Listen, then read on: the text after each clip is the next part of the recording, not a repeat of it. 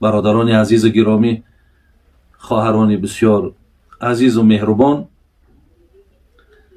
الحال من چند سوال‌های در پیش دارم، برای شما در این سوال‌ها جواب می‌گردانم. یکی از سوال‌ها برادران عزیز از من سوال کردند که درباره همین مبلغ‌هایی را که ما از راه حرام به دست آوردیم،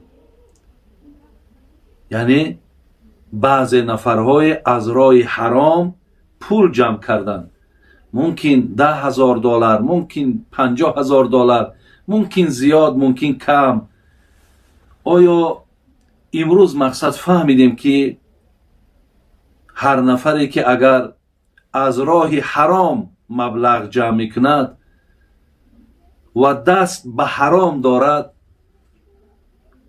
او را عبادتش قبول نیست، او را صدقش قبول نیست و برای او خدای مهربان وعید کردگی است، او را زمانی که از این دنیا میبره عذابش میتد که تو در دنیا حرام خور بودی، تو از راه حرام مقصد مبلغ جمع کردی.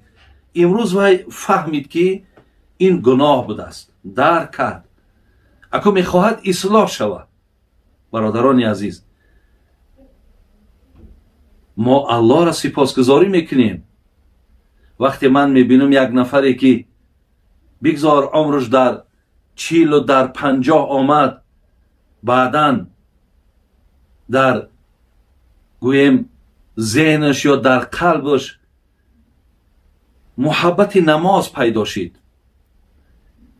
یا محبت مسجد رفتن پیدا شد یا گویم محبت حج کردن پیدا شد، ما اینها را باید ملامت نکنیم. برادران عزیز، اینها را نگوییم که مقصد با این سخنهای درشت من که تا دین را تو کی بودی، تا دین را تو چی بودی، امروز اکو تو آمدی و نو نماز خوان شده، نو مسجد رو شده. برای که این سخنها از این مردم تاجیک ما بگیم یک پرک دهنش میبروید. ما یک نفر برای مسجدی کردن، برای نماز خوان کردن، برای از راه زنا برگردانیدن، برای لقمه حلال یافتن، ما چند قدر سعی و تلاش میکنیم که او انسان از زمره آدمای صالح گردانیم، ولی نفرهایی که پیشتر وی میشناختن، اونها در حال تا جایی که بگن ای الله را سپاسگزاریم که خداوند با این نعمت هدایت را بر تو نصیب گردانید، این گپ‌های نیک من ماندگی، ما در حال مقصد طعنه هامان اگه تو دیگر 100 سال که نماز بخوانی ترا فایدت نمیکنه. ولی نمیدانی برادر عزیز که خاتمه کار خود چیه.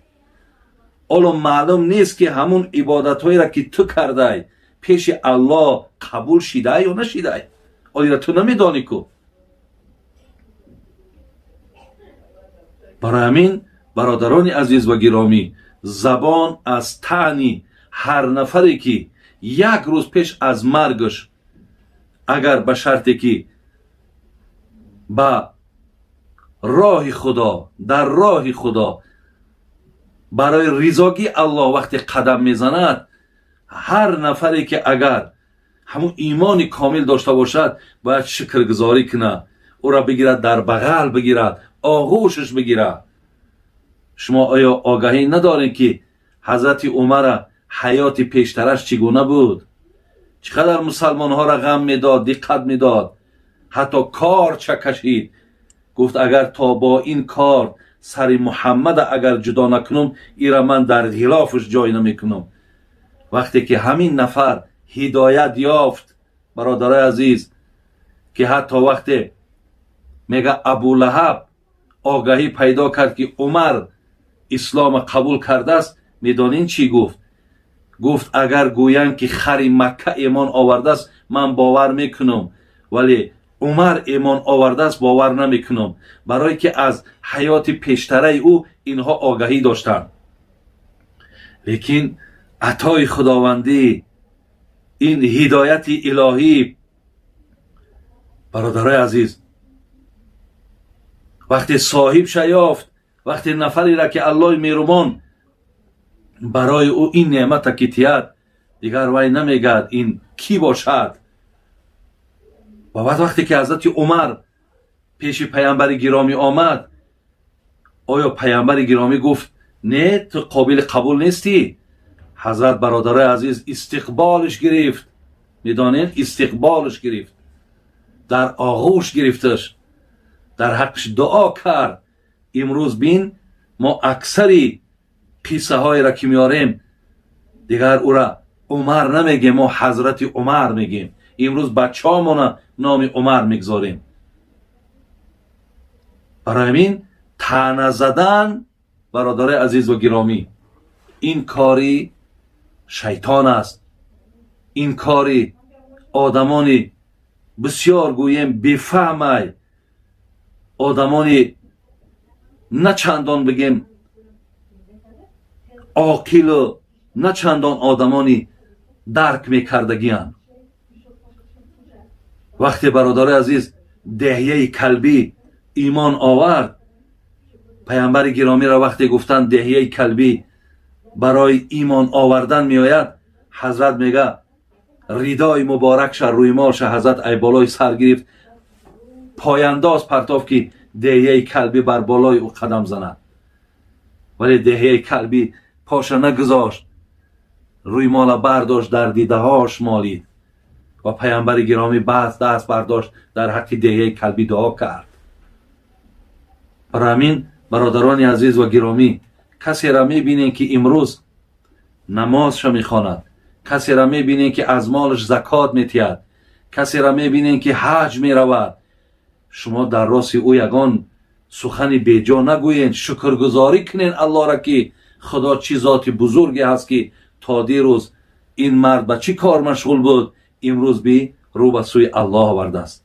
شاعران میگفتن باز آ هر آنچه هستی باز آ، گر کافر و گبر و بت پرستی باز آ، این درگاه ما درگاه ناامیدی نیست، 100 بار اگر توبه شکستی باز آ.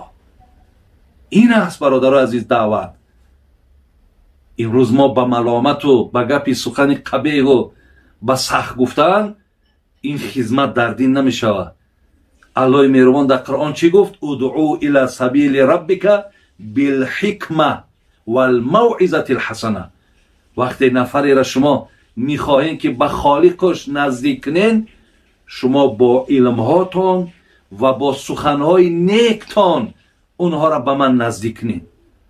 دیدین که کسایی که سخنی درشت میگن، سخنی سخت میگن، یگان نفری نیست که از سخن اونها برادر عزیز عبرت بگیره و یا اینکه پیروی بر سخن همو آدمی که سخنش درشت های، سخنش سخت های، پیروی ای سخنی وای کنه. نه برادر عزیز.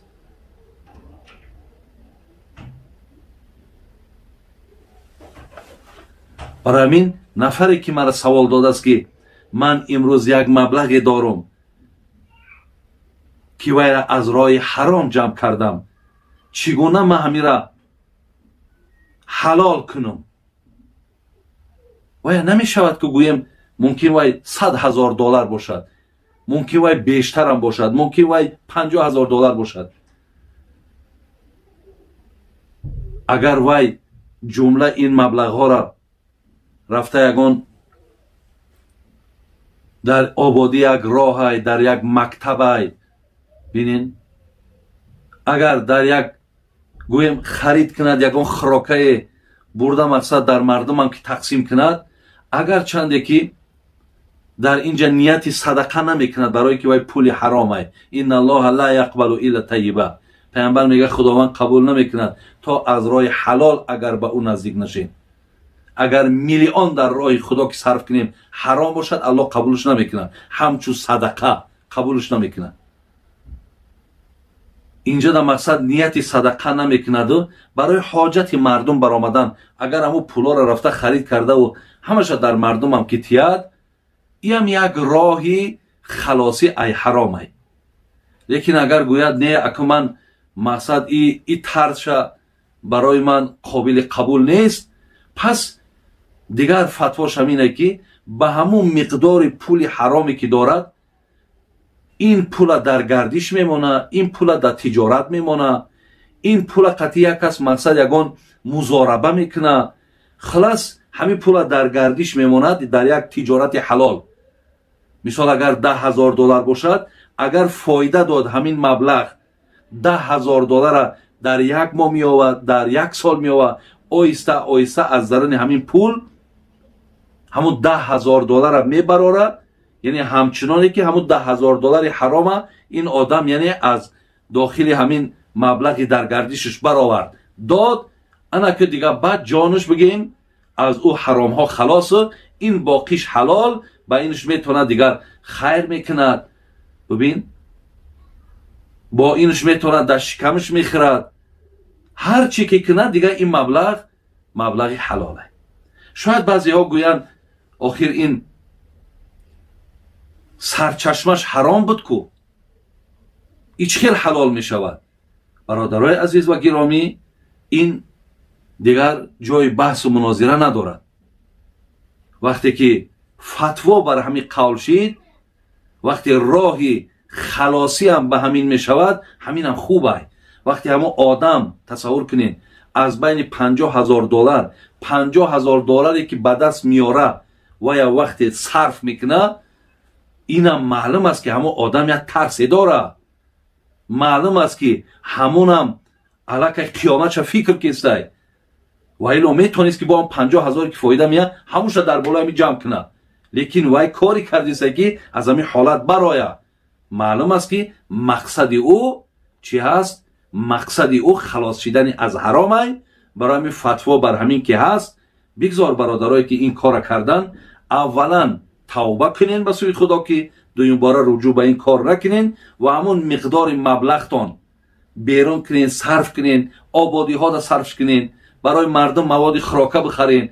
фақат нияти садақа накунен ки ай пули ҳаром садақа намешавад, лекин ҳоҷати як одам бароварда мешавад ва шумо ҳам аз бигем ки ҳамон мушкилоти ҳаром, аз азоби ҳаром халос мешед.